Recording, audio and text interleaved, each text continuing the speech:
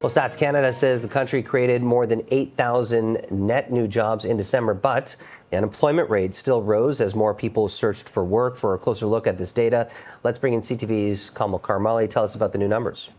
Hey, Jamie. Yeah, so what analysts are saying is that this is positive news, even though the unemployment rate increased for December. What they're saying is they were actually expecting the unemployment rate to increase even more than it actually did. So they're looking at this as a glass half full scenario. So let's take a look at, you touched on the countrywide numbers. I want to focus on Toronto. And what we saw there was the unemployment rate increase. So that means fewer jobs available, fewer people who are not working, about 4,600 more adding to the unemployment sector, and that is a bump up in December compared to November of 1.4%.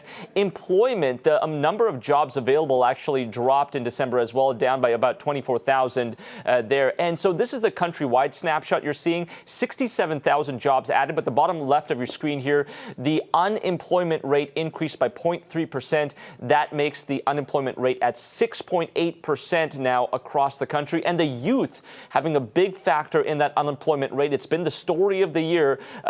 Companies are getting quite shy in hiring new grads because of that economic uncertainty. So that increased by 0.5% in December, now up 13.3%. What you're seeing here are the sectors that won and the sectors that lost, those that added jobs and lost jobs. And leading the way, healthcare has been quite strong throughout the year of 2025, ending December also quite strong, adding more than 20,000 jobs. But you're seeing science and tech there. Those are the IT jobs. Surprisingly, in December, losing 18,000 jobs. So this is the sector by sector breakdown as well. And what we're also seeing is an increase in full-time employment. So the number of full-time jobs increased by 50,000, while part-time work actually ended up dropping. This is the province by province snapshot, and we as at CP24, Toronto's Breaking News, want to look at Ontario, where the employment rate is nearly 8%. Now, I mentioned off the top that even though the unemployment rate is increasing, including in Ontario here, you're seeing 7.9%.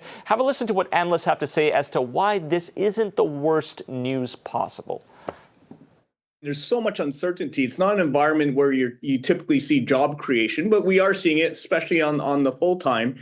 And we're surmising that the reason is the U.S. is doing very well growth-wise, continues to do very well growth-wise, and this is some of the side effects of that. Yeah, just once again showing how tied the Canadian economy is to the U.S.'s, Jamie. And also, this is an important economic indicator that the Bank of Canada looks like when it comes to their rate decisions. And from what I've been seeing from a lot of the banks, they think it's going to hold steady at 2.25%. What are you hearing?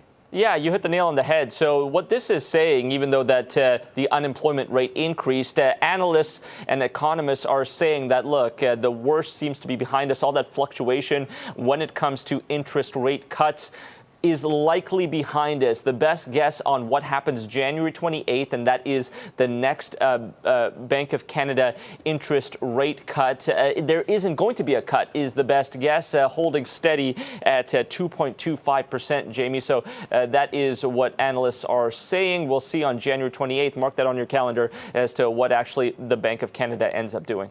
CTV's Kamil, thank you.